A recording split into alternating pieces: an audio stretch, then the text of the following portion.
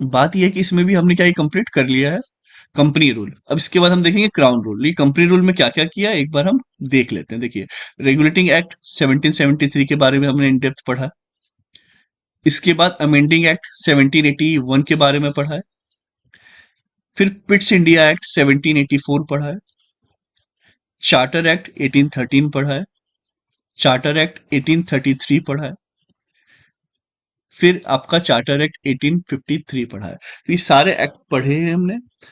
इसके बाद जो है अब हम देखेंगे क्राउन रूल, जो कि कहां से कहां तक है, 58 से लेके 1947 तक।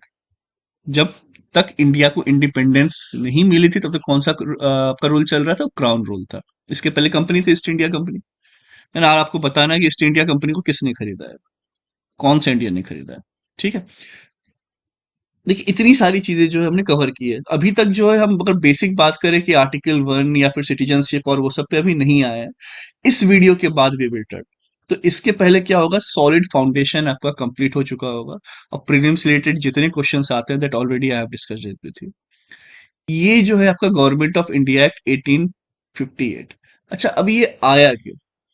ठीक है, तो ये आया क्यों, उसका रीजन ये है कि this act was enacted in the wake of revolt 1857। अब जो 1857 का रिवोल्ट हो गया इतना बड़ा, जिसको कि क्या कहा जाता है, फर्स्ट वॉर ऑफ इंडिपेंडेंस कुछ लोग कहते हैं, कुछ लोग सिपाही म्यूटिनी कहते हैं। तो इसके बाद गवर्नमेंट को जरूरत फील हुई कि यार ये तो बहुत बड़ा मेजर इशू हो गया है, अब कंपनी नहीं संभाल पाएगी जो भी इतने वॉर्स और ये सब। तो इसीलिए अब कहीं ना कहीं क्राउन रूल लाना चाहिए। ओके, मतलब दिखाने के लिए कहीं गोल मटोल की नहीं, देखो हमने इतने बड़े चेंजेस किए, कंपनी को निकाल फेंका, वो आपके साथ अच्छे से नहीं है, अब डायरेक्ट ब्रिटिश कंट्रोल करेगा। तो इससे क्या होता है कि वो कोशिश झांसे में लेने की वो एक तरीका है। आज हम देख के इमेजिन कर सकते हैं उस समय क्या उनका माइंडसेट रहा होगा, क्योंकि वी नो कि उन्हें 1947 तक भी कैसे भी रियून किया है, कैसे बर्बाद किया है, कितना ड्रेन किया है। लेकिन उस समय एक होता है ना कि लगे कि अच्छा हाँ कुछ तो हुआ है। ठीक है, कि पूरी चलो कंपनी को निकाल फेंका, अच्छा हो गया, उसको उसकी हैसियत दिखा दी। बट उनके दिमाग में कुछ और ही था। अब उन्हें क्या, उन्हें तो भाई ब्रिटिश को पूरा इंडिया ही चाहिए था, कि वो हमारे कंट्रोल में हो, अभी कंपनी के कंट्रोल में ना हो। तो ये चीज है। अब देखिए, the feature of this act were as follows. अब क्या क्या इसके फीचर्स हैं। It change the designation of the governor general of India to that of viceroy of India. It change the designation of the Governor General of India to that of Viceroy of India. He, like Viceroy, was a direct representative of British Crown in India. अब जो designation जो था, पहले क्या था, governor general of India, अब उसको change कर दिया वायसरॉय ऑफ इंडिया। तो लगा हाँ ये भी कुछ चेंजेस हुए हैं। ओके, इसके बाद ही जो कि क्या वायसरॉय है, वो डायरेक्ट रिप्रेजेंटेटिव था ब्रिटिश क्राउन को। अभी कंपनी से लेना देना नहीं है, सीधे ब्रिटिश क्राउन को ये बोलेगा। तो ये गवर्नर जनरल का पोस्ट हटा दिया, ये वॉइसरॉय का पोस्ट आया, और वो भी इसके ब्रिटिश क्राउन को डायरेक्टली रिप्रेजेंट करेगा। तो जो लॉर्ड कैनिन थे वो पहले बने। अगेन ये सभी क्वेश्चन सीधे प्रीलिम्स के होते हैं, और बहुत बेसिक एग्जामिनेशन में पूछ दिया जाता है। बेसिकली ये जो करवा रहा हूं मैं, ये हर एग्जाम के लिए इंपॉर्टेंट, क्योंकि आज के टाइम में पॉलिटी से तो बहुत बेसिक बेसिक क्वेश्चन जो है हर एग्जाम पूछने लग गया है। इसके बाद देखा जाए तो यहाँ आपको ये चीज तो क्लियर हो गई होगी अच्छे से, कि देखिए आया क्यों 1857 के रिवोल्ट के बाद, कि अब इतना ज्यादा कंपनी नहीं संभाल पाएगी, और बहुत सारे इश्यूज हो रहे हैं, और काफी ज्यादा इंडियंस भी इससे परेशान हो चुके हैं। तो कुछ किया जाए, तो kind of you can say कि यार कुछ तो थमाया जाए ना हाथ में, ये हमने कुछ चेंज किया तो एक लॉलीपॉप की तरह फेमस है, क्योंकि कुछ बदला तो नहीं इसके बाद भी, है ना। ये भी लगभग इसके बाद भी 90 साल के आसपास से इन्होंने राज किया है, तो कुछ बदला तो नहीं था। ये हमने देखा ही है, और आप इसमें बहुत और अच्छे से पढ़ोगे मॉडर्न हिस्ट्री में। तब देखिए, इसके बाद it ended the system of double government. तो ये डबल गवर्नमेंट का जो सिस्टम था, कि बोर्ड ऑफ कंट्रोल और बोर्ड कोर्ट ऑफ डायरेक्टर, ये खत्म कर दिया गया। ठीक है, जो आपका ended the system of double government by abolishing the board of control and court of directors. ठीक है, यहाँ पे खत्म हुआ। इसके बाद it created a new office, secretary of state for India, vested with complete authority and control over Indian administration. ठीक है, तो it created a new office, secretary of state for India, ये इन्होंने किया। फिर vested with complete authority and control over Indian administration. Okay. The secretary of state was a member of the British cabinet and was responsible ultimately to British parliament. अब देखिए सब कुछ जो धीरे धीरे है ब्रिटिश पार्लियामेंट को ही रिस्पॉन्सिबल होने लगा कि जो भी हम करेंगे हमें वहां पे जवाब देना है ब्रिटिश पार्लियामेंट। अब तो ब्रिटिश पार्लियामेंट में भी इंडिया पे चर्चा होगी। समझ रहे हैं बात को कि वो भी इंडिया पे चर्चा होगी। जैसे कि अभी क्या होता है, इंडिया में कोई भी इशू हो, चाहे वो मणिपुर इशू हो, चाहे कहीं का इशू हो, तो इंडियन पार्लियामेंट में होता है ना उसका चर्चा। तो वैसे ही अब वो सब कुछ वहां पे ही होगा। फाइन। इसके बाद देखा जाए तो it established a 15 member council of India to assist the secretary of state for India. तो 15 मेंबर काउंसिल भी जो है इसके लिए बनाई गई थी। और इस काउंसिल को क्या कहा गया, एडवाइजरी बॉडी, की जो एडवाइस देगी। The secretary of state was made the chairman of the council. तो इसके जो सेक्रेटरी है, ये जो सेक्रेटरी है, इन्हें क्या बनाया गया, चेयरमैन बनाया गया इस काउंसिल का। अगेन ये प्रीलिम्स में कोट कर दे, किस एक्ट में ये जो डबल गवर्नमेंट है इसे एबॉलिश किया गया, ये आपके प्रीलिम्स में आ जाएगा। आया भी हुआ होगा, आप कहीं उठा के देखेंगे तो किसी न किसी साल में। इसके बाद अब देखा जाए तो गवर्नर जनरल को वाइसरॉय में किया गया, तो बहुत बार पूछा गया। फाइन, डायरेक्ट ब्रिटिश क्राउन में गया, लॉर्ड कैनिन थे पहले, तो ये भी बहुत बार पूछा गया। ओके। तो इस तरीके से जो यहाँ पे हमें देखना है। इसके बाद अगर हम बात करें इंडियन काउंसिल एक्ट ऑफ 1861, तो अब जो इंडियन काउंसिल एक्ट है 1861 का, उसके रिगार्डिंग यहाँ पे चीजें हैं कि after the revolt of 1857 the British government failed the necessity of seeking the cooperation of the Indians in the administration of their country. अब जो ये रिवोल्ट था 1857 का, यहाँ पे ब्रिटिश गवर्नमेंट ने क्या फील किया, necessity of seeking the cooperation, necessity of seeking the cooperation of Indians in the administration of their country. ठीक है, तो इनके एडमिनिस्ट्रेशन में कॉपरेशन की जो जरूरत थी, ये उसके लिए। देखिए, इन pursuance of this policy of association 3 act were enacted by the British parliament. कौन सा, 1861, 1892 और 1909। तो 3 एक्ट थे जो कि इनेक्ट हुए थे bye the British parliament, 61, 92 and 1909। Fine. देखा जाए तो इसके बाद क्या है आपका फीचर ऑफ दिस फैक्ट, इसके फीचर क्या क्या थे इस फैक्ट कि यहाँ पे आई होप आपको ये क्लियर हुआ होगा कि देखिए जब ये रिवोल्ट हुआ ना, तो ब्रिटिश ने, अगर वही मैंने यहाँ पे बताया पढ़ाते पढ़ाते कि उन्हें नेसेसिटी फील हुई कि अब जो कॉपरेशन है इंडियंस और उनके एडमिनिस्ट्रेशन में बढ़ना चाहिए, वरना एकदम से वाइड हो जाएगा, उनको भरोसा ही नहीं होगा इंडियंस को हमारे एडमिनिस्ट्रेशन पे, तो वो इस तरीके के रिवोल्ट्स होते रहेंगे। तो कुछ ना कुछ भरोसा होना चाहिए। ठीक है, तो कॉपरेशन की यहाँ पे अब इंडियंस से भी उम्मीद की गई और इस तरीके से देखा गया कि नेसेसिटी है। तो इसीलिए in the pursuance of this policy of association 3 act were enacted by the British parliament, जो कि 1861, 1892 और 1909। ठीक है, तो ये जो किया गया इसको ये दिमाग में रख के किया गया। तो ये भी अब एक स्टेटमेंट बन सकता है कि ऐसा सोचा था, इसके लिए कौन कौन से एक्ट आए, तो ये 3 एक्ट आए थे। फाइन, 1858 के लिए तो ये किया गया, इसके बाद ये जो एक्ट इसके लिए आया है ना 1858 का, तो यहाँ पे आपके चारों पॉइंट्स क्लियर हो गए होंगे आपको। अब 61, 92, 99 क्यों आया, कि कॉपरेशन सीख कर रहे थे एडमिनिस्ट्रेशन में, ताकि इस तरीके की जो रिवोल्ट है वो कम से कम हो। ओके। अब देखिए फीचर क्या है इस एक्ट का। अब इसके हम फीचर की बात करते हैं। देखिए मैं हर बार क्या करता हूँ, एक बैकग्राउंड दे देता हूँ आपको हर जगह का। यहाँ पे कोई बैकग्राउंड दिया है, तो जितने भी एक्ट्स करवाए हैं उसके या रेगुलेशन करवाए हैं, तो उसके पहले क्या किया, मैंने उसका एक बैकग्राउंड दिया, फिर उसके फीचर की बात की। सीधे फीचर की बात पे नहीं आ गया हूँ, क्योंकि पता तो चले कि वो आया क्यों, क्या हुआ, है ना। हर चीज के पीछे कारण होता है कि नहीं। तो उसी हिसाब से अब इसके हम फीचर्स को देखेंगे। तो फीचर क्या है इस एक्ट का, it made the beginning of representative institution by associating Indians. अब देखिए आइए बात समझ में, ऐसे आप रटने बैठते तो समझ ही नहीं आता। लेकिन देखिए अब 1857 का रिवोल्ट हुआ, तो 1858 में तो उन्होंने जितना कुछ हुआ चेंज, छोटा मोटा फटाफट फटाफट कर सकते थे, कर दिया। अब 1861 में अब उन्होंने सोचा कि नहीं यार, अब यहाँ से आगे जो है हमें इंडियंस को लेना पड़ेगा साथ में, ताकि उनको लगे कि कॉपरेशन के साथ चल रहा है, हम उनकी भी सुन रहे हैं, उनके भी रिप्रेजेंटेटिव है इसमें। ऐसा नहीं है कि पूरा अंग्रेज ही उन पे राज कर रहे हैं।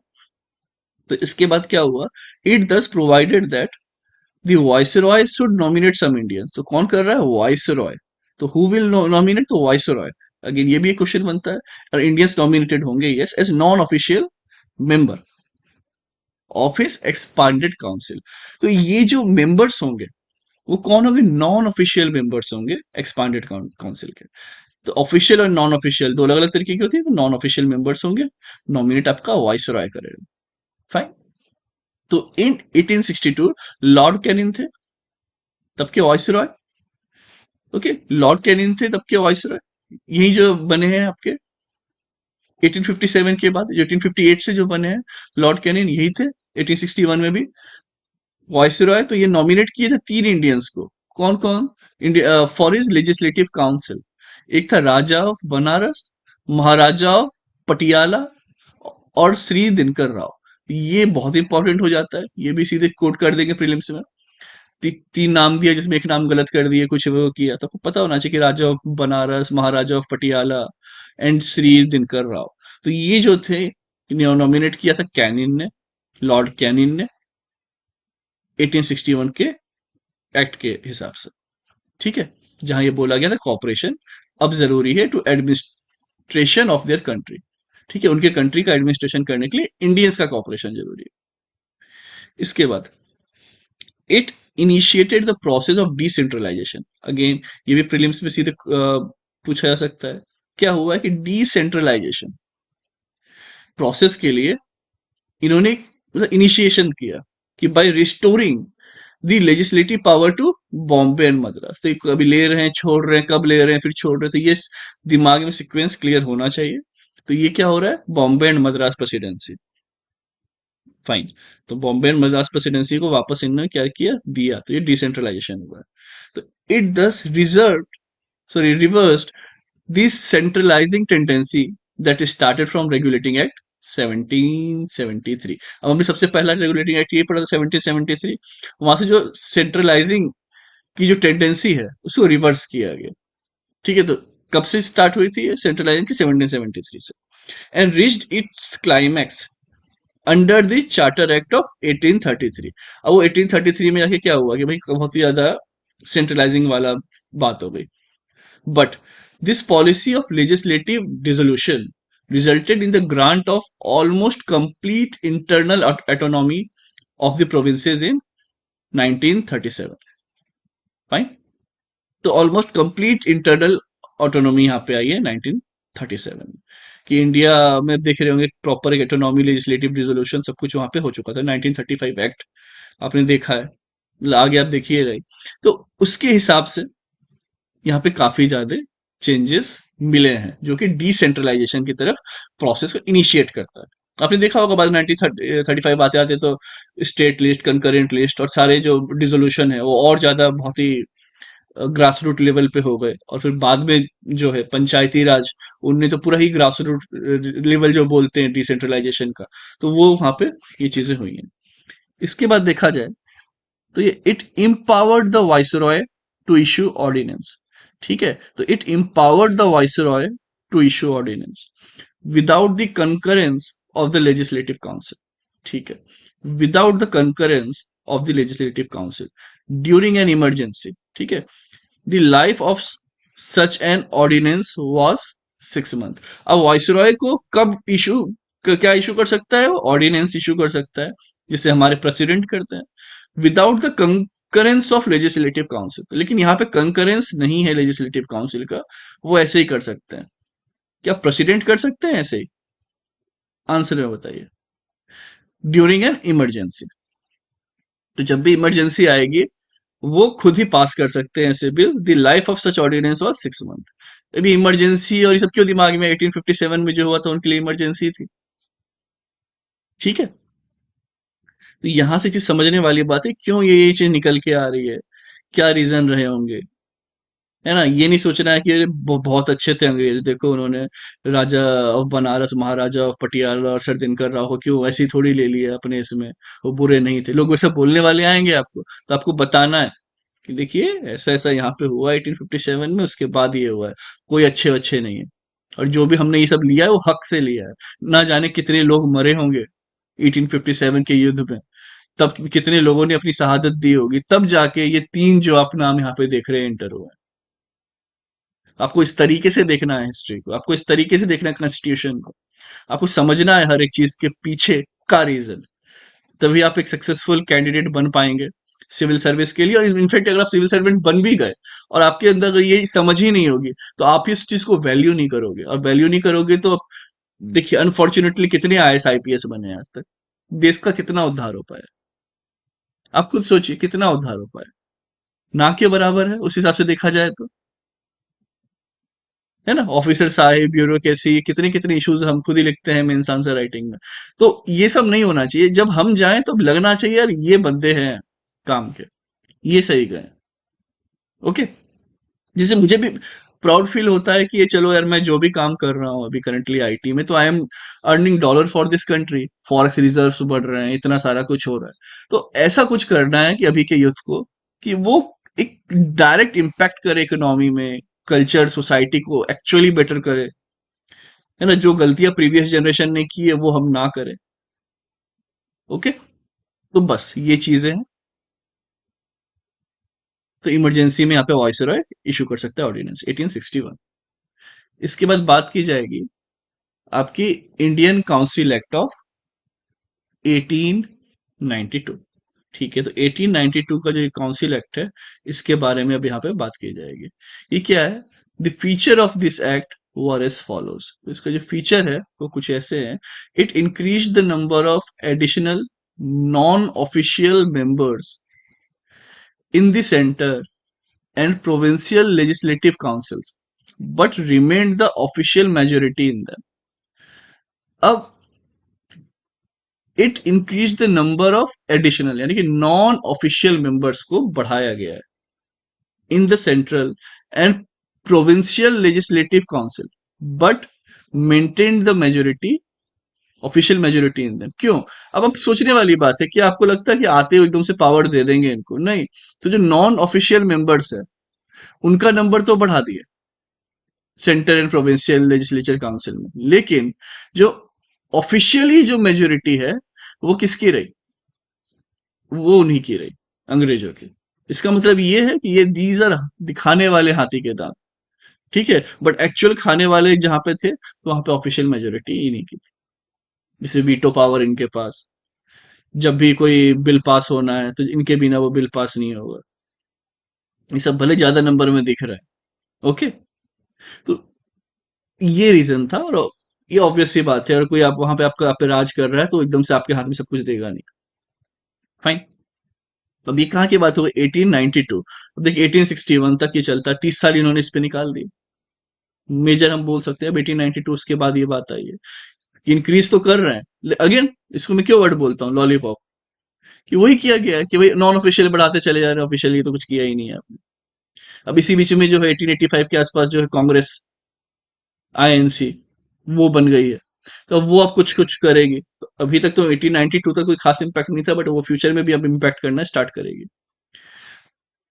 अब अगर देखा जाए सेकेंड, ये it increase the function of legislative council. ठीक है, तो लेजिस्लेटिव काउंसिल के फंक्शंस को थोड़ा बढ़ाया and gave the power to them to discuss the budget and addressing questions to the executive. अब मीन्स क्या किया है इसका पावर बढ़ा के? सिर्फ ये पावर दिया है कि डिस्कस कर सके बजट को, और क्वेश्चन कुछ हो तो उस पर डिस्कशन हो। डिस्कस करने के लिए दिया है कि मान लीजिए मैंने आपके सामने बिल ला दिया और उस पर तुम डिस्कशन कर लो। ओके, या संविधान लिख दिया, या लक्ष्मीकांत की बुक में अगर आपने देख लिया कुछ 4 लाइनें लिखी हुई हैं तो लिख दिया है। अब डिस्कशन आप कर सकते हो, चेंज होगा नहीं होगा वो हमारी मर्जी है। अगर आपकी कोई बहुत अच्छी बात लग गई जो कि अंग्रेजों के फायदे की है तो चेंज हो जाएगी, समझ रहे हैं। लेकिन वैसे नहीं, अब डिस्कस कर लो बजट पे, एड्रेस कर लो क्वेश्चन वगैरह, थोड़ा बहुत चलेगा। अगेन लॉलीपॉप, मतलब आप देख तो सकते हो, लेकिन चेंज का पावर आपके हाथ में नहीं है। अगर आपकी बात उनको बाकी अच्छी लगी ऑफिशियल मेजोरिटी को, तो वो कर देंगे, जो कि बहुत रेयर ऑफ रेयरेस्ट है। जैसे आप भी देखते हैं जब किसी गवर्नमेंट होती है प्राइवेट बिल कितने ही पास होता है, सेम आप वही अब इमेजिन करिए। और जो होंगे भी तो फायदा सबका हो तो ही होंगे, वरना नहीं होंगे। या तो अंग्रेजों का फायदा हो या फिर अंग्रेज और इंडियन दोनों का फायदा हो। ऐसा कुछ लाओ बिल या फिर बजट में चेंजेस की बात करो तो ठीक है, अदरवाइज एज इट इज ही रह जाता था। तो it's again it's a kind of lollipop. कि आपको बस एक बच्चों की तरह बोल दिया गया है कि हाँ देखो अब आपके पास ही पावर है, तो उससे नहीं काम चलता। थर्ड क्या है, it provided for the nomination of some non official member of the central legislative council.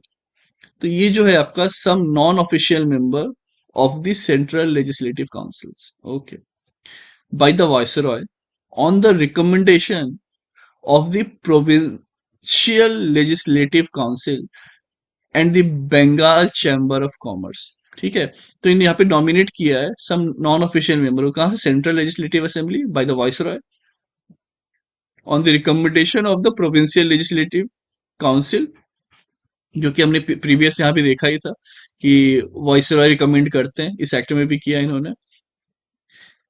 इसके बाद बंगाल चैम्बर ऑफ कॉमर्स यहाँ से है। सेकेंड है that of provincial legislative council by governor.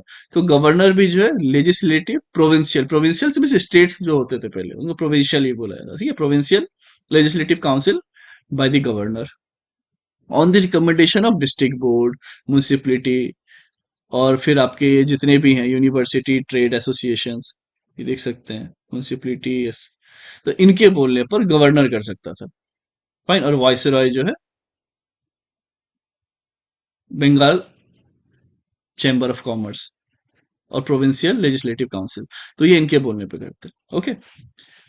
अब अगर देखा जाए तो ये जो एक्ट था, okay, made a limited and indirect provision for the use of election.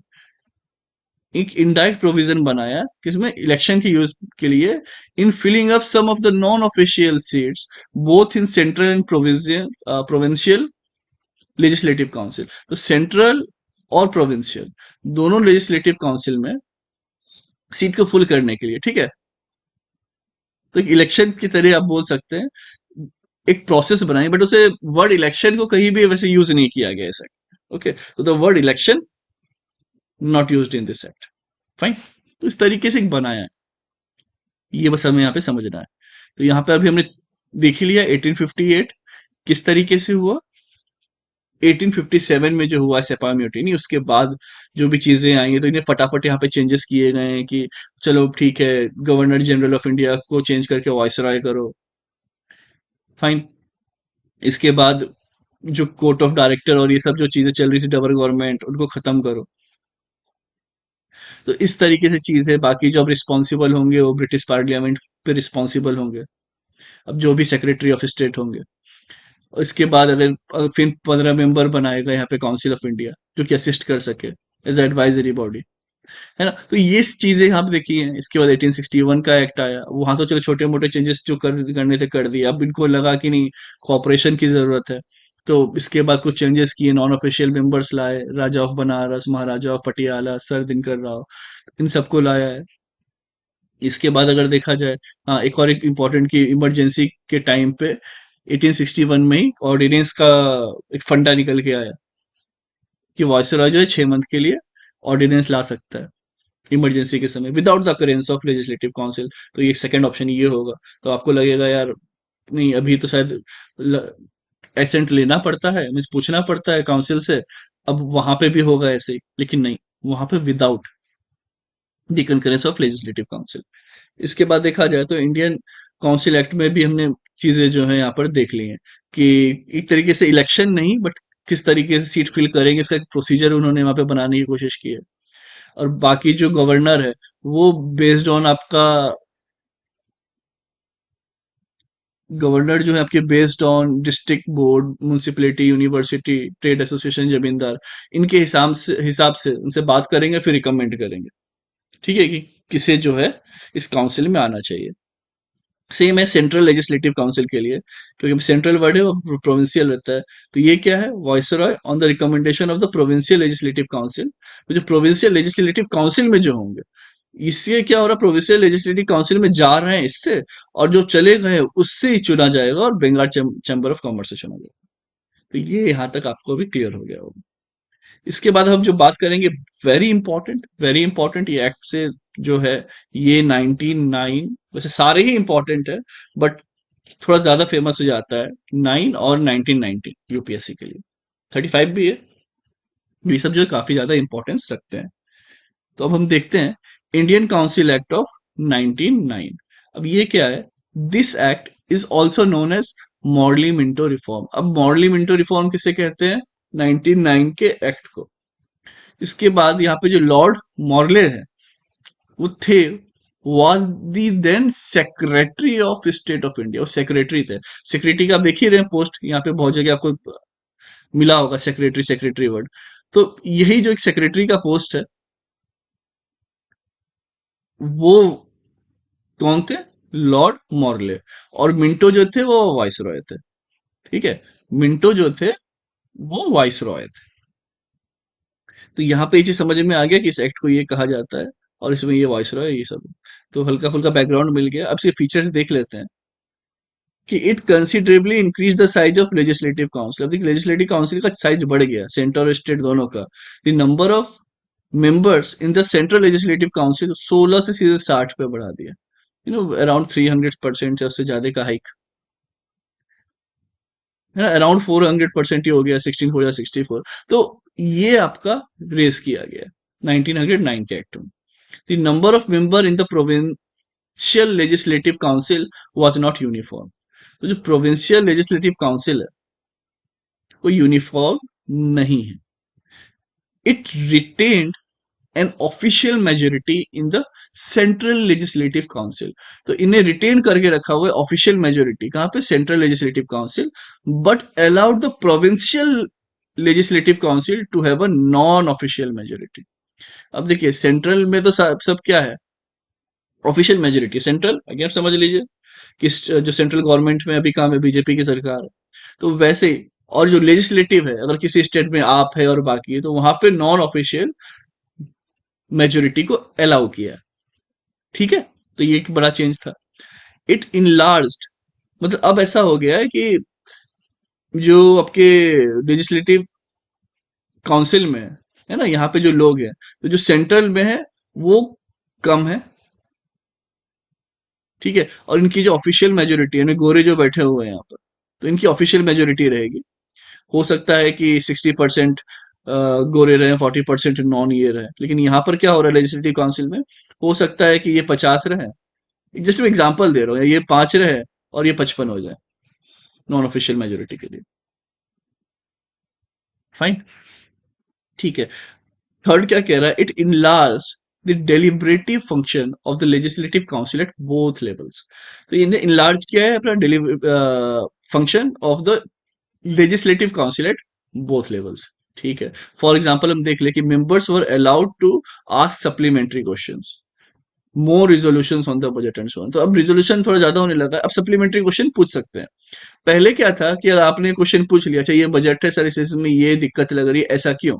उसने जवाब दे दिया, तो अब उस पे आप दूसरा क्वेश्चन नहीं पूछ सकते। भाई बोल दिया तो बोल दिया, हो गया, अभी जवाब मिल गया आपको। अब सप्लीमेंट्री क्वेश्चन पूछ सकते हो। तो मतलब आप थे भी एक क्वेश्चन के लिए, समझ रहे? सप्लीमेंट्री नहीं पूछ सकते हो यार, क्या मतलब है?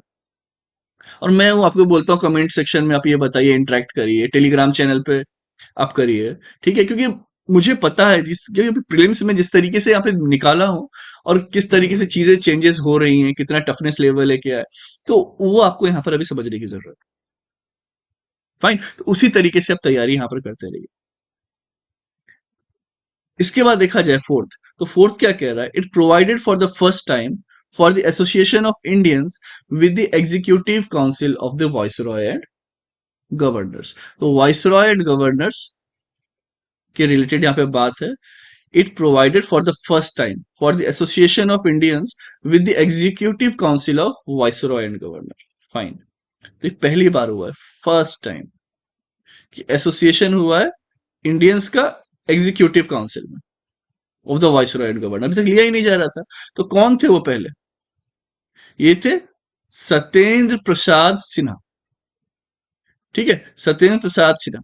देखिए जो एक यहाँ पे भी एक हिस्ट्री का ही पार्ट है, जब हम वर्णा सिस्टम पढ़ते हैं तो उसमें एक सबसे अलग जो कास्ट निकल के आती है वो होते हैं कायस्थ। फाइन, तो ये सिन्हा, या फिर जब रविंद्रनाथ टैगोर, अमिताभ बच्चन, सोनू निगम, ठीक है, स्वामी विवेकानंद, तो इस तरीके से बहुत सारे हैं जो कायस्थ है, और वो एक्चुअली में ना किसी वर्णा सिस्टम में नहीं आते। तो ये खासियत है, क्योंकि यहाँ पे पढ़ने लिखने पे यहाँ पे फोकस रहता है। तो ये वर्णा सिस्टम में एक्चुअली में नहीं आते, तो इनके बारे में आपको क्या कुछ नॉलेज है तो वो आप कमेंट सेक्शन में बता सकते हैं।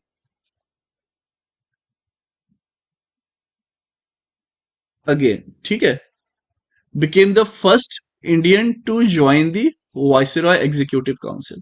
तो वायसरॉय एग्जीक्यूटिव काउंसिल जो है वो ज्वाइन यहाँ पे करने के लिए ही was appointed as the law minister. तो लॉ मिनिस्टर बनाया गया सत्येंद्र प्रसाद सिन्हा। ठीक है, तो सिन्हा जी को यहाँ पे बनाया गया लॉ मिनिस्टर। इसके बाद देखा जाए तो और कुछ पॉइंट्स कि फीचर्स और क्या क्या है। चार पांच फीचर्स हमने देखी, उसके आगे देखते हैं। It introduced a system of communal representation for Muslim. तो जो कम्युनल रिप्रेजेंटेशन है वो कहां से स्टार्ट हुआ है? 1909 से, by accepting the concept of separate electorate. अब एक सेपरेट इलेक्टोरेट होगा, under this Muslim member were to be elected by only Muslim voters. अभी कितना ही गलत कर दिया, एक मुस्लिम खड़ा मतलब मेंबर खड़े होंगे यहाँ पर, और जो भी जो आवाम है जो उनको वोट देगी वो मुस्लिम ही होगी, no Hindu, no Christians, no Parsi. तो ये यही एक सबसे बड़ा रीजन है कि उनको भी मौका मिल गया, जिस तरीके से पाकिस्तान और इसका डिवीजन हुआ है अब देख ही रहे हैं। तो ये जो सेपरेटिस्ट टेंडेंसीज हैं तो वो काफी ज्यादा यहाँ पे और ज्यादा बढ़ चढ़ के आने लगे, है कि नहीं? तो चलिए देखते हैं इसके बाद क्या हुआ। ये बहुत बार सर क्वेश्चन पूछा हुआ है, ये फिफ्थ स्टेटमेंट मैंने यहाँ पे बताया है आपको कि सेपरेट इलेक्टोरेट और कम्युनल रिप्रेजेंटेशन। तो ये सब यहाँ से इस एक्ट से निकल के है 1909। ऑप्शन दे देंगे फिर बाकी तो वो सब थोड़ा देखना पड़ेगा। सिक्स्थ क्या कह रहा है? द एक्ट लीगलाइज्ड कम्युनलिज्म, यानी कम्युनलिज्म को लीगलाइज किया, and lord Minto came to known as the father of communal electorate. तो किस एक्ट में आया है? 1909 में आया है, 19 में नहीं है। फादर ऑफ कम्युनल इलेक्टोरेट किसे कहा जाता है? लॉर्ड मिंटो को कहा जाता है। ये दिमाग में आप मिंट कर लीजिए, ठीक है। इसके बाद it also provided for the separate representation of presidency corporation. तो जो प्रेसिडेंसी कॉरपोरेशन है, चैम्बर ऑफ कॉमर्स है, यूनिवर्सिटीज है, एंड जमींदार, ठीक है, तो इसका एक सेपरेट रिप्रेजेंटेशन बनाया है उन्होंने कि भाई एक चैम्बर ऑफ कॉमर्स अलग रहेगा, ऑब्वियसली बात है, प्रेसिडेंसी कॉर्पोरेशन अलग, यूनिवर्सिटी एंड जमींदारी अलग रहेगा। ठीक है, तो अब ये सब जो होते हैं, अच्छा अभी कम्युनल रिप्रेजेंटेशन ये सब क्यों हो रहा है? देखिए 1861 में उनके दिमाग में आया कि नहीं, इंडियंस की सपोर्ट की जरूरत है, तभी इंडिया में हम अच्छे से काम कर पाएंगे। तो अब सपोर्ट तो बढ़ा, मिलने भी लगा उनको, लेकिन बाद में इन्होंने देखा कि अगर सारे मुस्लिम, हिंदू सारे जो है अगर एक हो जाए, बाकी सब सिख सब एक हो जाए, तो इससे दिक्कत क्या होगी कि सब इनके साथ एक साथ बगावत कर सकते हैं। तब उनको समझ में आया, तो अब क्या हुआ, यहाँ पे आते आते इन्होंने बोला कि नहीं, इनको क्या करो, थोड़ा सा तोड़ दो हिंदू मुस्लिम में। ठीक है, लेकिन ये जो पाकिस्तान जो बना है ये इनकी गलती नहीं है। देखिए ये तो यहाँ का जो सेपरेटिस्ट मानसिकता है कि हमें अलग होना है। आज के टाइम में आप नोटिस करिएगा, कहीं पे एक्सीडेंट हो जाए, ठीक है, अभी आप देखते रहिएगा, एक अभी मैंने कुछ दिन पहले देखा चिकन का एक ट्रक जा रहा था और वो ट्रक गलती से पलट गया, और लोग वहां से दौड़ दौड़ के छह छह पांच पांच चिकन चुरा चुरा के ले जा रहे हैं। वही जैसे कि देश की धरती को चुरा के ले जाने वाली बात, ठीक है, वो चुरा के ले जा रहे हैं। तो भाई अब पलट गया या पलटा तो वो ठीक है, किसी ने पलटा, किसी की गलती है, लेकिन अपॉर्चुनिटी ये तो नहीं है ना कि आप उठा के ले जाओ। अरे वो भी तो आपका एक हिंदुस्तानी भाई है यहाँ पे, जिसका गया है, उसका क्या हाल होगा, उसकी फैमिली का क्या होगा, कहाँ से वो पैसे देंगे? कहीं आप देखिएगा कि दूध कहीं टंकी कहीं गिरी है, फट गई है, कुछ दिक्कत हो गया, लोग जाते बाल्टी बाल्टी भर के अपने घर में ले जाते, ये नहीं कि उसके लिए संभाल के रख दें। तो ये जो होती है ये बहुत ही घटिया मानसिकता होती है कि आप बोल दे कि अंग्रेजों ने ऐसा किया, ये कि भाई किया तो आपने। ये यहाँ भी जो पलट गई ये सब चीजें, अभी वीडियो मैंने देखे 2-3 दिन पहले, लोग चिकन उठा उठा के भाग रहे हैं यहाँ पे। तो कोई भी चीज हो ना, और उसके बाद भाई गलत किसने किया? अंग्रेज थोड़ी बोले थे, तो बोले थे रह लो यार साथ में, अब हमको भी जाने दो सुकून से, काय को एक्स्ट्रा दिमाग खराब कर रहे हो? लेकिन नहीं, अब हमको जाना है तो उसका फायदा उठाइए अगर किसी अपॉर्चुनिटी का, ठीक है, इस तरीके से, तो उसके बाद आपको, और ऊपर से टेररिज्म और इस तरीके की चीजें करिएगा तो आप ही बदनाम होंगे। तो मैं बार बार कहता हूं कि जो भी इस तरीके से सबसे ज्यादा आवाज उठाने की, क्योंकि देखिए यहाँ पे क्यों बार बार कम्युनल वर्ड में हमेशा एक मुस्लिम्स आ जाते हैं। इसलिए मेरा बार बार कहना होता है कि अगर कहीं कुछ गलत हो रहा है तो आप जो भी मुस्लिम कम्युनिटी है उनसे स्पेशल रिक्वेस्ट है कि आप वहां पे आवाज उठाएं। ये बहुत मैंने और हर कोई नोटिस करता है कि कुछ होता है ना तो वहां पे शांत हो जाते हैं। ऐसे शांत नहीं होना है। ठीक है, वहां पे शांत, यहाँ पे देखिए अगर बाकी कोई भी इधर आप देखिएगा कुछ भी गलत होता है ना तो सब जाके चिल्ला देते हैं कि यार ये गलत हुआ है। ठीक है, ये बाबा ढोंगी है, वो बाबा वैसा है, फलाना है, ये है गलत है, इससे दूर रहो, आसाराम बापू ये है, वो है, गलत है। लेकिन अगर कोई अल्लाह अकबर बोल के किसी का गला काट रहा है, चाहे वो पाकिस्तान में हो चाहे किसी भी देश में हो ना, because it's about the faith. ये कोई एक कंट्री में तो है नहीं, है कि नहीं? अगर कोई दूसरे कंट्री में जाके अगर हिंदू गलत करे तो भी तो हम बोलेंगे, क्रिश्चियंस करे, पारसी करे। तो वही चीज होती है कि अगर कहीं भी हो रहा है, इराक हो रहा है, सीरिया हो रहा है, कहीं भी कुछ हो रहा है, तो आपको कंडेम करना है वो चीजों को, आपको वो चीजों को कंडेम करना है। ठीक है, ये सब जब बोला जाए कि हर घर से अफजल निकलेगा और ये सब चल रहा है, भारत तेरे टुकड़े होंगे इंशाल्लाह इंशाल्लाह, आपको कंडेम करना है, क्योंकि जब तक आप कंडेम नहीं करिएगा चीजें बढ़ती चली जाएंगी। क्योंकि बाकी लोगों को क्या लगेगा, देखो बाकी लोग चुप है इसका मतलब है हमें सपोर्ट कर रहा है। और कुछ गलत हो रहा हो वो देखते हुए अगर आप सपोर्ट कर रहे हैं तो आप जो है एक्चुअली में जो डिफरेंसेस जो अभी आने लगे, it's not only about the political party. क्या हमारा विल पावर क्या है, हमें ये देखना है। पॉलिटिक्स तो चलते रहेगी, यहां भी तो ये हुआ, इनने डिवाइड किया तो क्या हुआ, ये अलग से कंट्री बना ली, क्या जरूरत थी। ठीक है, तो आपको ये बताना पड़ेगा कि आप अलग हैं, आप वैसे नहीं हैं, आपकी वो मानसिकता नहीं है, तभी आप इस देश में हिंदुस्तानी है। तो आपको बढ़ चढ़ के बोलना है कि अगर किसी के बारे में अगर फतवा जारी हो जाता है तो आपको बोलना है फतवा गैर कानूनी है इस देश में, किसी मौलवी का अधिकार नहीं है इस तरीके से बोलने का। क्योंकि आप अगर चुप हो जाइएगा तो ये चीजें जो है बहुत ज्यादा, इसलिए रिक्वेस्ट है, प्लीज। और ये हर किसी को ये चीज समझना है। चलिए, अब इसके बाद जो है गवर्नमेंट ऑफ इंडिया एक्ट 1919 अब हम देखेंगे।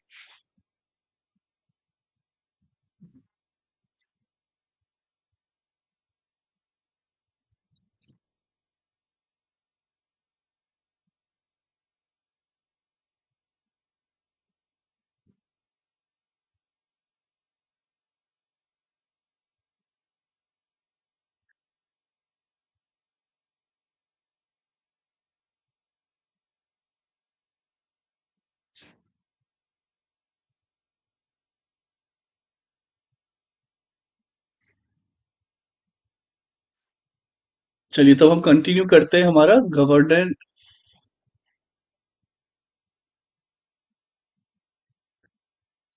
चलिए, तो हम कंटिन्यू करते हैं विथ हमारा अगला act, government of India act 1919।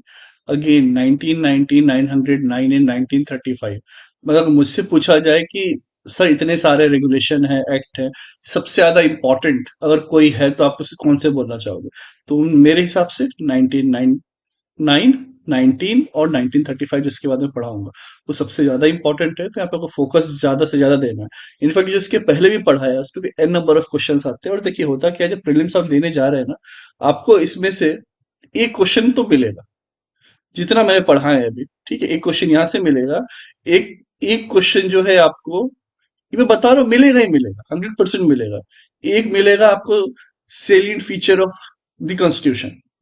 हम सीधे फंडामेंटल राइट इधर उधर भागते हैं, हम तोड़ ही नहीं पाते हैं प्रॉपरली कि पढ़ना कैसे है। और एक क्वेश्चन बहुत हाई चांस होता है डायरेक्ट इनडायरेक्ट प्रियम्बल से पूछते हैं। ओके, क्योंकि देखिए उसमें भी बात की गई है सॉवरेनिटी की, लिबर्टी की, आपकी सेक्युलरिज्म की, और हर एक चीज की कि किस अमेंडमेंट एक्ट में सेक्युलरिज्म ऐड हुआ, क्या उसका रोल है, क्या है नहीं है, कौन से केसेस में क्या क्या उसके इम्पैक्ट पड़े नहीं पड़े। तो एक वहां से होता है। ओके, तो ये तीन क्वेश्चन जो है यहां से आपको आएंगे ही आएंगे। आप ये कर सकते हैं कि एक्ट से एक आध और बढ़ा दें अगर ये प्रियम्बल से ना पूछा हुआ हो। लेकिन अब मैं सोचिए, मैं प्रियम्बल को भी इतना बड़ा वेटेज दे रहा हूँ, आपको कहीं ये नहीं मिलेगा देखे हुए। बट रीजन ये है कि एक्चुअली में इसका एसेंस, उससे उससे जो निचोड़ होता है उस पर क्वेश्चन बना दिया जाता है। डायरेक्ट लाइन नहीं होगी तो, but again it will based on preamble. ये तो पता होना चाहिए प्रियम्बल। कॉन्स्टिट्यूशन का पार्ट कब बना, क्या है, नहीं है, जस्टिसेबल है, नॉन जस्टिसेबल है, जैसे सारी चीजें होती है। 3 क्वेश्चन तो यहीं से बनने ही बनने हैं। तो जितना भी हमने 3 घंटे में पढ़ा है, आप ये समझ लीजिए आपने 7.5 नंबर तो जो है आपके, सॉरी 6 नंबर जो है आपके 3 क्वेश्चन के, वो यहाँ से पक्के कर लिए। ठीक है, इतना ही, और इसके बाहर है ही क्या? दैट आई कैन चैलेंज, क्या ही है इसके बाद? आप जाइए। अब मैं अगेन बोल रहा हूँ, मैं एग्जामिनेशन पर्सपेक्टिव से बोल रहा हूँ, मैं ज्ञान की बातें मैं उसके एंगल से आपको नहीं बता रहा। ठीक है, तो इस तरीके से आपको ये चीज करते चले जाना। अब अगर इसमें देखा जाए, तो गवर्नमेंट ऑफ 1919 एक्ट में है क्या, देखिए। ये कब आया? ये 1917 में आया, और 1917 एक्ट 19 का है कि the British government declared for the first time that it's objective was the gradual introduction of responsible government. मतलब आप सोच लीजिए, आज तक ये रिस्पॉन्सिबल गवर्नमेंट लाए नहीं थे कि उनको लाना ही नहीं था। समझ रहे हो बात को? तो इतने परेशान हो जाते हैं, ये कहीं कुछ जलियांवाला बाग हो रहा है, कहीं कुछ हो रहा है, कहीं कुछ हो रहा है, कभी कभी चंपारण मूवमेंट हो रहे हैं, कहीं कुछ, बहुत सारी चीजें चल रही है, नॉन कॉरपोरेशन मूवमेंट हो रहा है, वो हर एक चीज के कारण they like we Indian pushed them कि to think in a way कि आपकी जो गवर्नमेंट हो रिस्पॉन्सिबल गवर्नमेंट हो इंडिया, सिर्फ अपना ना देखे। तो that that the we are the people who has pushed. अब लोग बोलते हैं कि 1935 के एक्ट से जो है काफी कुछ इंडियन कॉन्स्टिट्यूशन में ले लिया गया है, एंड वो तो हमें अंग्रेजों ने दिया है। आई कैन से बेवकूफ है वो लोग जो बोलते हैं। आई कैन टेल, कोई कोई भी बिग बिग टीचर्स हो बड़े बड़े इंस्टीट्यूशन के, वो सिर्फ इतनी सी बात ही जो आपको समझनी है कि सर इसके पहले लाइक क्या हो रहा है, इतने सारे एक्ट्स आए, वो एक्ट्स क्यों आए, सेपॉय म्यूटिनी से लेके सारे जितने भी चीजें हुई हैं, ओके। या फिर जो ईस्ट इंडिया कंपनी भी बहुत ज्यादा गलत कर रही थी, उसको देख के जो बाद में क्राउन रूल आया है।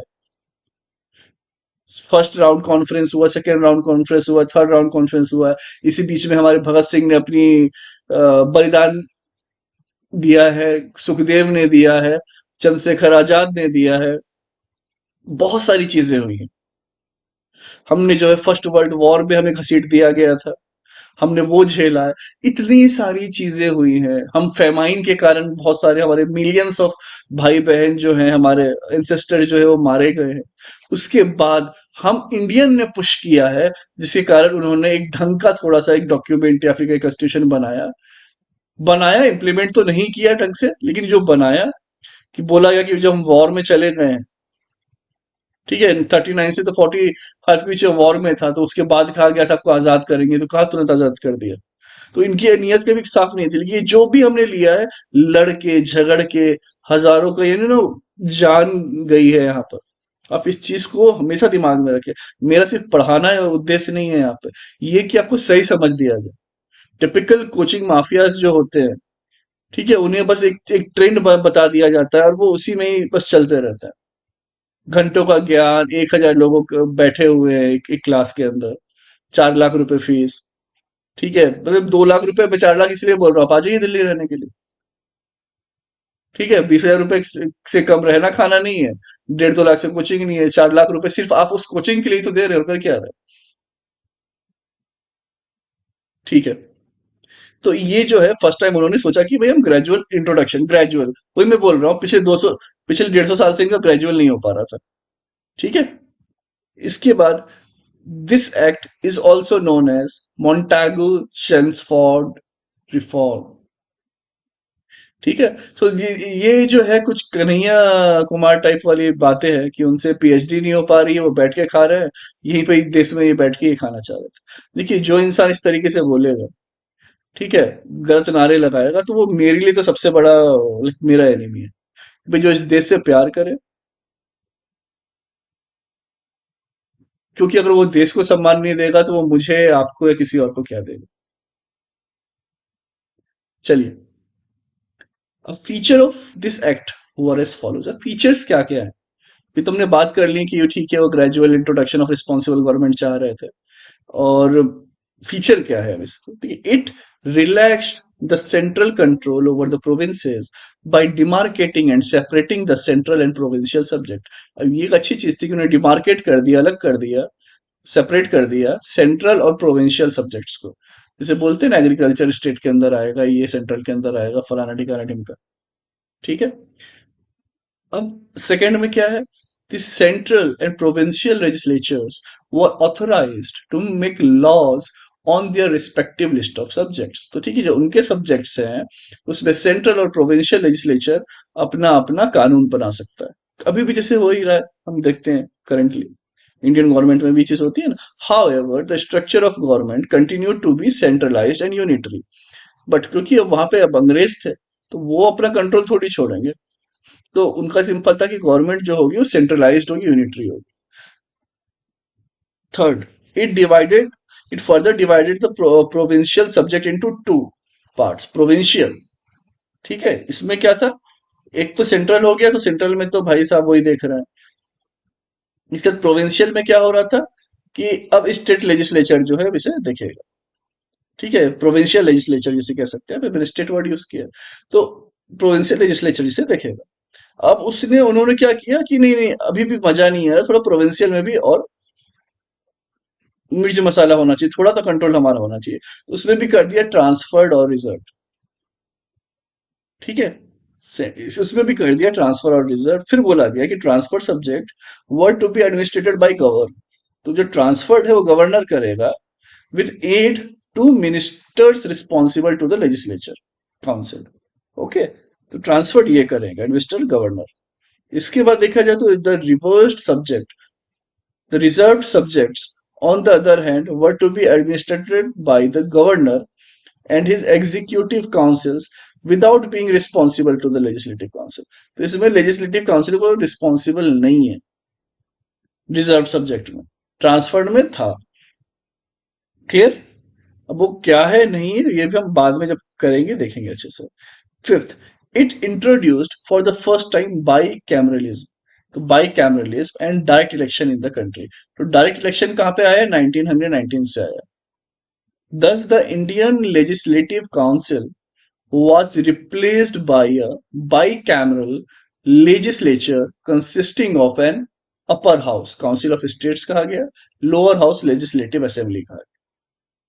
ठीक है, तो ये बाई कैमरल हो गया गवर्नमेंट। देखिए यहाँ पे राज्यसभा लोकसभा जैसे हम बोलते हैं, वैसे ही काउंसिल ऑफ स्टेट हो गया और स्टेट असेंबली हो गया, लेजिस्लेटिव असेंबली हो गया। Fine. The majority of both member of house was chosen by direct election. तो ज्यादा इसमें जो मेजोरिटी जो मेंबर है वो डायरेक्ट इलेक्शन से चूज किए जाएंगे। एक पॉजिटिविटी दिख रही है, एक डेमोक्रेसी की तरफ हम बढ़ते हुए दिख रहे हैं। इसके बाद बात की जाए और क्या क्या इंपॉर्टेंट था गवर्नमेंट ऑफ इंडिया एक्ट 1919 में। It required that 3 of 6 member of Viceroy Executive Council other than Commander in Chief were to be Indian। तो 3 जो है 6 में से, ठीक है, कमांडर इन चीफ को अलग कर दिया जाए तो वो इंडियन होने चाहिए। तो या तो 3-3 का रेशियो समझ लीजिए। आखिर में कमांडर इन चीफ बोलेंगे अच्छा टाई हो गया, चलो अब मैंने जो बोला मेरा वीटो पावर। ओके, बट ठीक है, यहाँ पे इक्वल रिप्रेजेंटेशन देने की बात हुई। सेवेंथ देखा जाए, it extended the principle of communal representation. अब 1919 में क्या किया था, सिख सॉरी मुस्लिम के लिए किया गया था कि सिर्फ जो है मुस्लिम कैंडिडेट खड़ा होगा और उस मुस्लिम कैंडिडेट के अगेंस्ट सिर्फ मुस्लिम वोटर्स ही वोट करेंगे, बाकी को अलाउ ही नहीं किया। तो वही सेम जो है सेपरेट इलेक्टोरेट सिख के लिए भी रख दिया, इंडियन क्रिश्चियंस के लिए रख लिया जो कन्वर्ट हुए हैं यहाँ पे।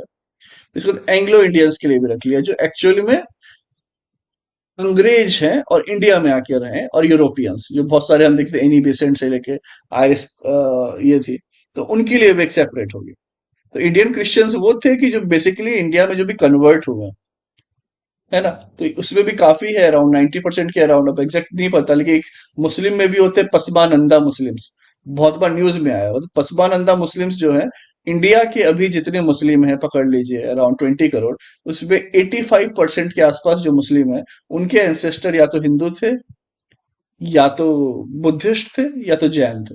ठीक है, तो 85% जो है वो कन्वर्टेड। यहाँ पर 85 जो जिनके एंसेस्टर्स ये थे, अब चाहे वो कुछ अपने विल के कारण हुए होंगे, इच्छा के कारण, कुछ जो है फोर्स के कारण हुए होंगे। जैसे हमने सिख गुरु के बारे में पढ़ा ही है। कौन से सिख गुरु है? जिनको बीहेड कर दिया गया था क्योंकि उन्हें इस्लाम नहीं अपनाया था। तो अब वो तो गुरु थे, इतने बड़े इंसान थे, हर कोई तो इस तलवार के सामने सर, मतलब सर झुका ही देता है ना, कि ठीक है धर्म कोई भी माने, कम से कम जान तो रहेगी।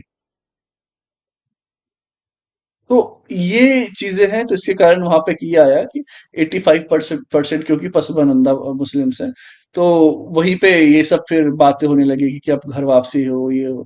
ये सब चीजों की कोई जरूरत नहीं है। लेकिन आप बस ये समझ के रखिए कि आप जिनसे नफरत कर रहे हैं, उनके एंसेस्टर्स हो सकता है कि आप उन्हीं में से कर रहे हो। बस ये मैं कहना चाहूंगा कि कोई ये सब चीजें जो होती है माहौल खराब करती है, धर्म का उधर जाना, उधर का इधर जाना, जब खाली माहौल खराब करने वाली बातें, तो वो सब नहीं करना है। लेकिन बस इतना दिमाग में रखे कि जो भी आपको सिखाया जा रहा है, कराया जा रहा है, कि एक्चुअली में भाई बहन ही है। ठीक है, एक्चुअल में भाई बहन ही गए। आज से हो सके 100 200 300 400 500 साल पहले जो है वो कन्वर्ट हो गए। अब देखिए, सेवेंथ तो हमने देख लिया। एट्थ क्या कहता है? It granted franchise to limited number of people on poverty, tax और एजुकेशन। तो जो फ्रेंचाइजी जो है ना, इन्होंने कुछ ही को दी है कि प्रॉपर्टी कितनी है भाई साहब, कितने पढ़े लिखे हो, कितना टैक्स देते हो, तभी आप समझ पाओगे। तो उस हिसाब से फ्रेंचाइजी दी हुई है। It provided for the establishment of public service commission. Yes, तो ये एक अच्छी चीज निकल के आई थी कि पब्लिक सर्विस कमीशन के एस्टेब्लिशमेंट के लिए 1919 में बातें शुरू हो गई थी। Hence, a central public commission was set up in 1926। इसलिए जो 1926 में, क्योंकि मेन तो 1935 ही अब बढ़ा है, तो 1926 में रिक्रूटिंग सिविल सर्वेंट एक कमीशन सेटअप हो गया। कब से चल रहा है? पहले बोलते हैं लेंगे, लेकिन मानते नहीं है कि नहीं, इंडियंस आर नॉट सुपेरियर, फिर लेते हैं, फिर ये होता है, कभी हटाते हैं, कम करते हैं। तो 1926 में जाके व्हेन वी आर अप्रोचिंग कि अब हो जाएगा, आजादी मिलेगी। देखिए 26 के बाद क्या, 46 47, 21 साल बस बाकी है, जहां पे आपका एजुकेशन पीक पे जाने लगता है, आप इनलाइटेड होने लगते हैं, बाकी लोगों का जो है आपके ऊपर से बस कम हो जाता है। इसलिए पढ़ना बहुत ज्यादा जरूरी है, लिटरेसी बहुत ज्यादा जरूरी है। इसके बाद देखा जाए tenth, it separated for the first time provincial budget from the central budget and authorise the provincial legislature to enact their budget. तो इसमें क्या हुआ, फर्स्ट टाइम कि प्रोविंशियल बजट जो था और सेंट्रल बजट अलग अलग किया गया, और बोल दिया कि प्रोविंशियल भी आप अपना बजट निकाल लो, क्योंकि क्या भी इतना रोड में जाएगा, इतना पानी में जाएगा, इतना जो भी उस समय योजना चलती होगी, हर घर घर नल योजना कुछ टाइप वहां भी होगी, पेयजल योजना कुछ होगी, वहां पे सड़क होगा। तो वो सब जैसे भी है, तो उनके बजट को अलग अलग कर दिया गया, प्रोविंशियल और आपका सेंट्रल बजट। ये फर्स्ट टाइम हुआ था 1990 एक्ट के अकॉर्डिंग, ये चीजें हुई हैं।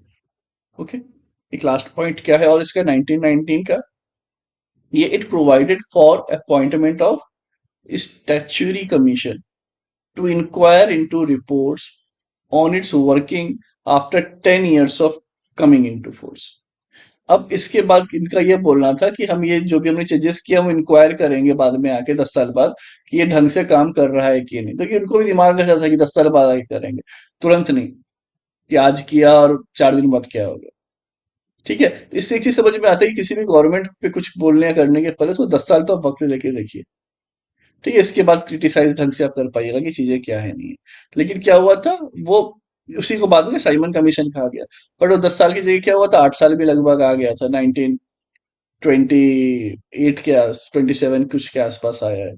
ठीक है, तो उसके लिए भी गो साइमन ये भी कहा गया। क्यों कहा गया वो आगे हम, मैंने साइमन कमीशन पे भी एक स्लाइड बनाई है, तो उस पर हम बाद में बात करेंगे। यहाँ तक तो वो सब कुछ क्लियर हो गया होगा कि ये देखिए 10 इंपॉर्टेंट पॉइंट्स यहाँ से निकल के आते हैं। अब इस पे कोई मेंस आंसर राइटिंग आएगा तो लीजिए, अब किससे कितना अच्छा है। इंट्रोडक्शन ये हो गया, बॉडी पूरी ये हो गई, कंक्लूजन आप कंक्लूड कर सकते हैं अच्छे से पॉइंट डाल के। तो हर एक्ट के लिए यही चीज है। देखिए हर जगह यहाँ पे ये आपका इंट्रोडक्शन हो गया, बॉडी, कंक्लूजन, तो इस तरीके से मेंस आंसर भी तैयार होते चले जा रहा है। अब देखिए साइमन कमीशन। साइमन कमीशन जो है 1927 में आया, 2 साल पहले आ गया। ठीक है, अब ब्रिटिश गवर्नमेंट ने अनाउंस किया था appointment of 7 member statutory commission under the chairmanship of sir John Simon. अब इनके अंडर किया गया कि इंडियन कॉन्स्टिट्यूशन के अंडर, नए कॉन्स्टिट्यूशन के अंडर इंडिया जो है कैसे काम कर रहा है। अब इसमें अजीब चीज ये थी, कैसा काम कर रहा है नहीं कर रहा है, उसमें 7 जो मेंबर्स चुने गए वो सारे अंग्रेज, इंडियन था ही नहीं उसमें। तो उन्होंने बोला all member of the commission were British and hence all parties boycotted the commission. अब सारे ब्रिटिश वाले आप डाल के रखे हुए हैं, तो कैसे अब आप अच्छा कर रहा है नहीं कर रहा, आप हमारे इनपुट्स ले ही नहीं रहे। हमारे भी तो समय में बड़े बड़े लीडर्स थे, महात्मा गांधी थे, जवाहरलाल नेहरू थे, तो बहुत सारे लीडर्स थे, तो आप उनको नहीं बोल रहे। मोतीलाल नेहरू थे, सुभाष चंद्र बोस थे, तो उनको नहीं, किसी को नहीं, बस आए भाई अपना ही अपना देख रहे हैं। ओके, इसमें बोलता हूँ गिव मी योर फीडबैक, कैसा चल रहा है, कैसा लग रहा है नहीं लग रहा है, हर बार पूछता हूँ, कमेंट सेक्शन में लिखे बताएं। तो अदरवाइज मैं जाऊं और मैं ही पढ़ाते रहूं और मैं बोलूं मैं शक्तिमान हूँ, तो यार मेरे बोलने से कुछ नहीं होता ना। जैसे शक्तिमान का असली नाम शक्तिमान किसने रखा था? दूसरों ने रखा था, वरना क्या था, वो गंगाधर था, है कि नहीं? तो मैं तुम्हें शक्तिमान समझो नहीं, फर्क पड़ेगा भाई, मैं गंगाधर भी रहूं, लेकिन अगर आप सबको लग रहा है कि हाँ ये शक्तिमान की तरह पढ़ा रहे, देन ये मेरे लिए बेनिफिशियल है। लेकिन मैं खुद को शक्तिमान समझ के बैठा हुआ हूँ और आप सबको लग रहा है यार ये गंगाधर है। ठीक है, क्या मतलब ऐसा, ऐसी जिंदगी जीने से, मीन्स कि इस तरीके से सोचने से सेम, तो वो यहीं पे ये बात आती है कि आप सारे के सारे ब्रिटिशर्स हो तो हम बाइकआउट कर रहे हैं इस कमीशन। फिर the commission submitted its report इन 1930, 3 साल बाद इन्होंने सबमिट किया और रिकमेंड किया जो डायरेक्टरी है उसको एबॉलिश किया जाए, extension of responsible government in the provision province, मतलब प्रोविंस में भी रिस्पॉन्सिबल गवर्नमेंट हो, establishment of federation of British India, तो ब्रिटिश इंडिया फेडरेशन की फाउंडेशन की बात की गई कि अब बोला जाए कि भाई इतने इतने स्टेट्स ब्रिटिश इंडिया का part, and princely states, continuation of communal electorate and so on. ठीक है, तो अब वही बात है, कम्युनल इलेक्टोरेट को कंटिन्यू रखा गया। अब देखा जाए, अब इसी के कारण तो बाद में वो हुआ है ना, जो जेल में थे गांधी जी, कौन से जेल में थे नाम याद नहीं आ रहा मुझे, ये वाड़ी वाड़ी जेल और समथिंग है, पुणे की जेल है, वो वहां पे थे। क्यों? क्योंकि देखिए, जैसे इन्हें बोला कम्युनल को बढ़ा के रखो, उनने कहा ठीक है ना, अब तुम शेड्यूल कास्ट को भी ले लेते हैं एक अलग से। तब गांधी जी समझ गए कि एक तो आपने मुस्लिम, इंग्लो इंडियन, क्रिश्चियन, ये सब को वैसे भी तोड़ दिया है हमारी सोसाइटी को, अब एक हिंदू का बहुत बड़ा सेक्शन ही आप अपोज करना चाह रहे हो, अब आपस में लड़वाते रहो, राज करते रहो। फिर ये बहुत ये चीज थी, तब गांधी जी ने समझा, अम्बेडकर सर ने समझा और बैठे एक जगह, उन्होंने बोला कि नहीं यार ठीक है, आप एक काम करो, सीट रिजर्व कर लो, अगर मान लो पहले 72 सीट्स थी तो आप 144 ले लो, लेकिन आप जो है हिंदू के अंदर ही आप रहोगे, ठीक है, सनातन धर्म है उसके अंदर ही आप रहोगे। और कितनी अच्छी चीजें सीखने मिलती है ना, महाभारत से, रामायण से। तो वो सब चीज आप पढ़ें, वो सब चीज आप देखें, और कास्ट वास्ट जैसी कोई चीज नहीं होती है, ये तो बस एक ह्यूमन मेड बनाया गया है, ना आपको कहीं ग्रंथ में मिलेगा नहीं कुछ मिलेगा। और जो चीज बनाई भी गई है तो उसका भी एक वैलिड लॉजिक होता है। देखिए मैं आपको समझाना चाहूंगा यहाँ पर, कि सपोज करिए कि मैं एक ब्राह्मण हूं, ठीक है, अब यहाँ पर उनको क्या वेदा का नॉलेज, आज के टाइम में आप देखते हैं, मैंने आपको इतना पढ़ाया, इतनी स्लाइड्स पढ़ाई, आप लिख के दे रहे हो, 4 दिन बाद आप भूल जाओगे। सच्चाई है, मतलब पूरे याद नहीं, आधा अधूरा याद रहेगा। तो फिर ये कैसे आप एग्जाम में दोगे या किसी और को करोगे? पहले से कोई पेपर सिस्टम थोड़ी था, पीपीटी मिल गई फिर से रिवाइज कर लिया। तो ये क्या होता, कहानी की तरह सुनाया जाता था और अगले जनरेशन में आता था। तो इन्होंने जिनको अभी हम सब गालियां देते रहते हैं इतनी, पंडित लोग जो हैं, तो उन्होंने क्या किया, वो जनरेशन बाय जनरेशन सुनाया सुनाया सुनाया सुनाया सुनाया सुनाया, ठीक है, और आज तक आप 21वीं शताब्दी तक वो चीज लेके आए, वरना इसे विलुप्त हो चुकी होती। तो अब होता क्या है, सपोज करिए एक लड़का है, वो ब्राह्मण है, तो दूसरी भी लड़की जो है वो ब्राह्मण है, ठीक है, और वो चाह रहे हैं, या पंडित बोलिए, तो जो वो पंडित थे वो चाह रहे हैं कि इन दोनों में ही शादी हो जानी चाहिए। क्यों हो जानी चाहिए? क्योंकि इनके पास भी अध्यात्म का ज्ञान है, ये लड़का, ये लड़की के पास भी अध्यात्म का ज्ञान है, तो ये दोनों मिलके चीजों को आगे ले जाए। समझ रहे हैं? तभी तो यहाँ तक आज तक हमें पता चल पाया, वरना कहाँ से पता चलता है इतनी रामायण महाभारत और ये सब चीज, इतने श्लोक की, और किस तरीके से हनुमान जी वहां तक गए हैं सूर्य को खाने। तो उसका जो एग्जैक्ट जो डिस्टेंस है हनुमान चालीसा में, तो ये सब जो चीजें हैं कैसे आई?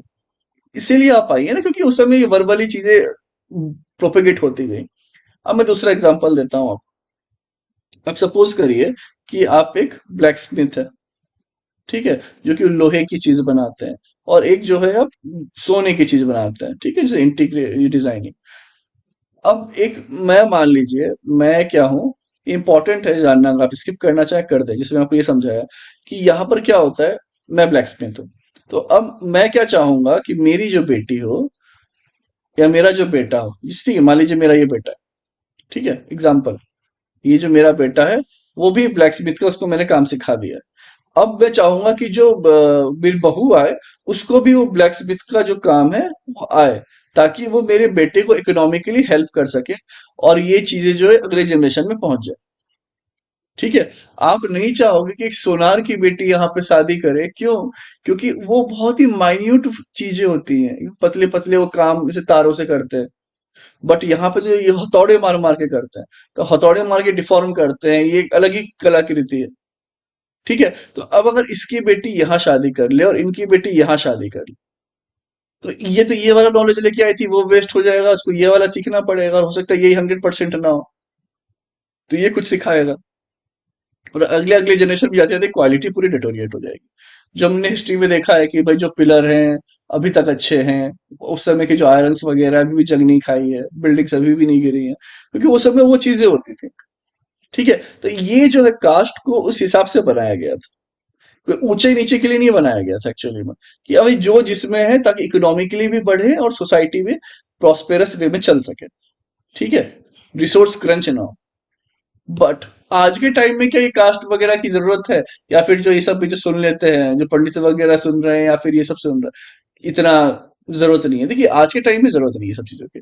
अब सारी चीज डिजिटलाइज हो चुकी है, तो अब ऐसा है कि जिसको नॉलेज है वो पंडित।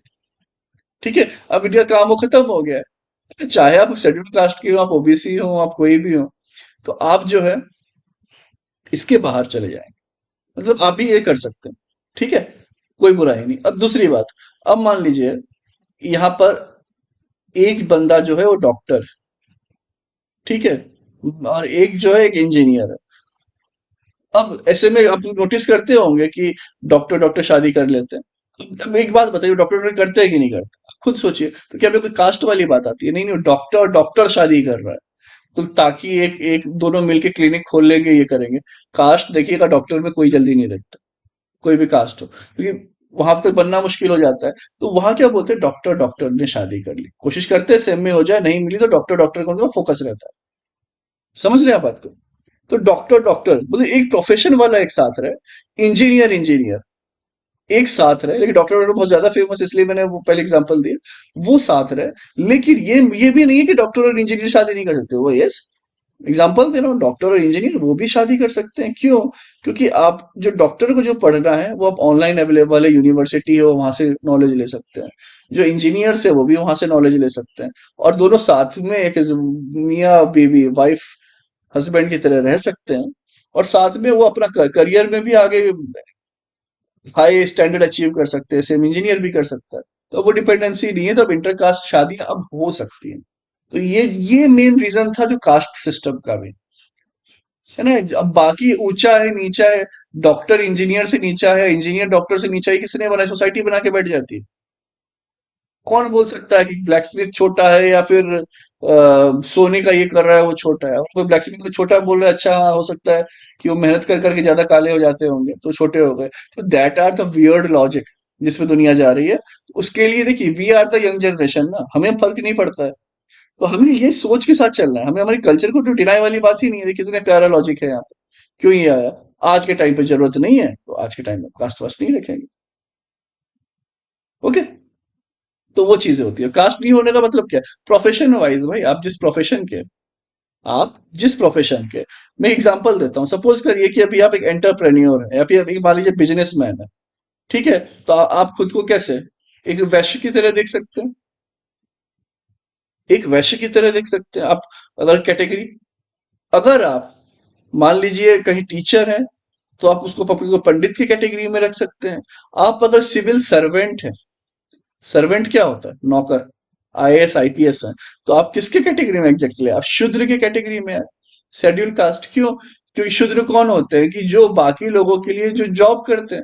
अब शूद्र में कुछ ऐसी बुराई नहीं थी उस समय। मान लीजिए एक लोहार है, वो अपने घर घर के बाहर चला गया माइनिंग के वर्क में, एक जो है वो उसको पीट के शेप देने के लिए वाइफ चली गई, तो घर का काम कौन करेगा?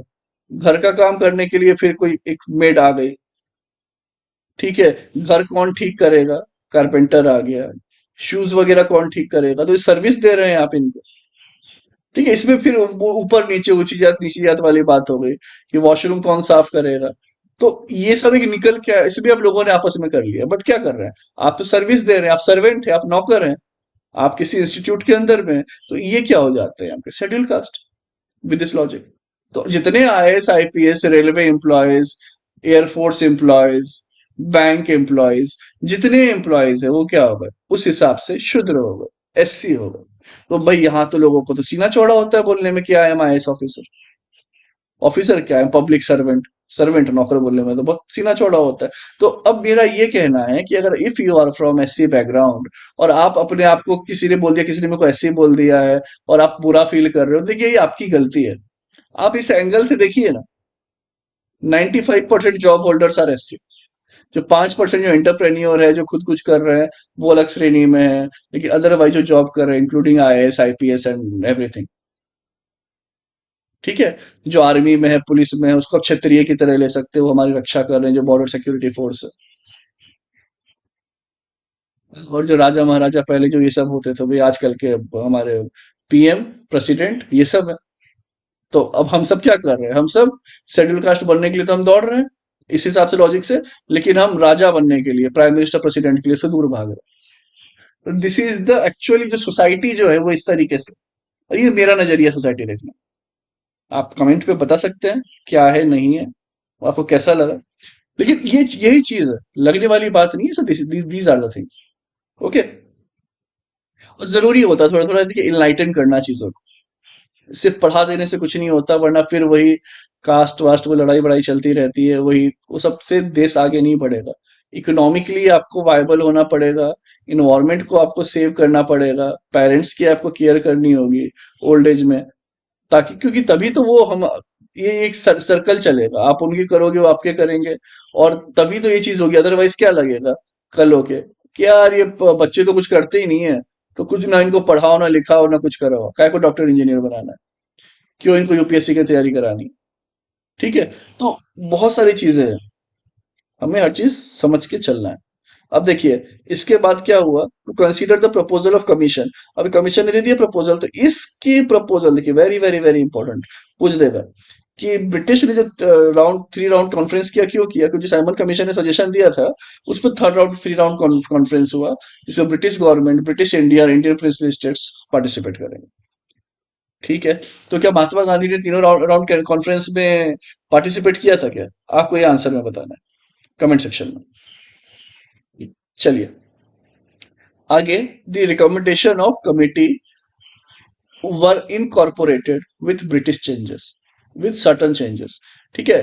तो recommendation of committee were incorporated with certain changes, ठीक है, in the next form of act 1935। तो वहां पे जो है अपना वो अलग तरीके से जो इसमें कुछ चेंजेस किए हैं सर्टेन वे में। 1935 मैंने कहा था, 1935 बहुत इंपॉर्टेंट है, तो वो अब हम देखेंगे। देखिए, जो 1935 एक्ट है वो marked a second milestone towards complete responsible government in India.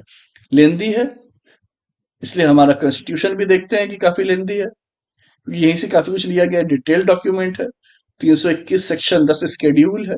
तो अब हमने बात कर ली इसकी, अब फिर फीचर्स पे बात कर लेते हैं। The act divided the power between centre, ठीक है, and units in terms of 3 list. कौन कौन से 3 list? Federal list, centre 59 items है, प्रोविंशियल 54 आइटम्स है, स्टेट हो गया, कंकरेंट लिस्ट 36 आइटम्स है। और बाकी जो रेसिडुअल पावर है वो वाइसरॉय के पास जाएगा। वाइसरॉय कहाँ? अगेन सेंटर का मालिक। तो however the federation never came into being as the princely state did not join. ये कभी आ नहीं पाया, लेकिन उठाया भी आजादी के बाद इसी से गया है। प्रिंसली स्टेट ने मना कर दिया, भाई साहब मजा नहीं आ रहा।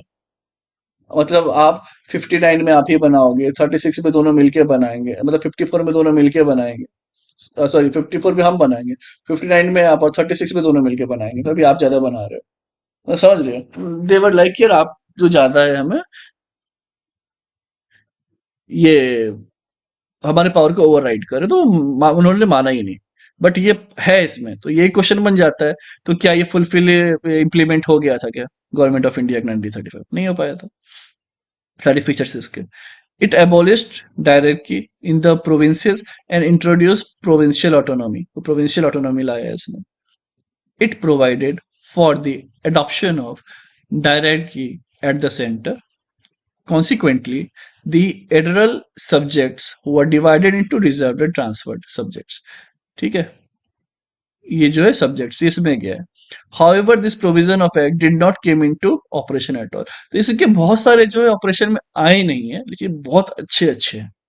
ठीक है, इसके बाद introduction of by cameralism in 6 out of 11 province. मतलब वही आपका स्टेट काउंसिल और स्टेट लेजिस्लेटिव असेंबली। तो काउंसिल भी 6 जगह होगा 11 में से, ये बताया गया है। तो लेजिस्लेचर ऑफ बंगाल, बॉम्बे, मद्रास, बिहार, आसाम, ये जो है and the United Provinces were made bicameral. तो इतने जगह जो है Bengal, Bombay, Madras, Bihar, Assam and United Provinces were made bicameral. तो इनको बाई कैमरल बना दिया गया, जहां पे अपर हाउस लोअर हाउस दोनों रहेगा। इसके बाद it further extended the principle of communal representation by providing separate electorates for the reserve depressed class. तो जो डिप्रेस्ड क्लास है इनके लिए भी सेपरेट इलेक्टोरेट की यहाँ पे बात की गई है, वुमेन के लिए, लेबर के लिए, इन सब के लिए। ठीक है। अच्छा, अभी तक अगर आपने लाइक नहीं किया प्लीज लाइक कर दें, सब्सक्राइब कर दें और ऑल नोटिफिकेशन पे क्लिक करें, ताकि जब भी अपलोड हुआ करे तो आ जाया करे और आपको मुझसे बार बार पूछना ना पड़े कि सर ये नेक्स्ट वीडियो कब आएगा। ठीक है। अब देखिए गवर्नमेंट ऑफ इंडिया एक्ट 1935 में और क्या क्या चीजें फीचर्स रह गई हैं। It abolish the council of India established by the government of India act 1858। तो जो 1858 में जो किया गया था काउंसिल ऑफ इंडिया, इसको एबॉलिश कर दिया। अगेन प्रीलिम्स का डायरेक्ट क्वेश्चन है। It extended franchise. About 10% of the total population got the voting. तो जो 10% है वो वोट कर पाएंगे। अगेन वोटिंग दी है, सारे लोगों को नहीं दी, बट इंडिया जैसे आजाद हुआ, मेल है, फीमेल है, काला है, गोरा है, किस कास्ट का है, या फिर कितना एजुकेटेड है, नहीं, कुछ नहीं देखा गया, सीधे वोटिंग दी गई है। तो यही बहुत खास बात है हमारे देश की।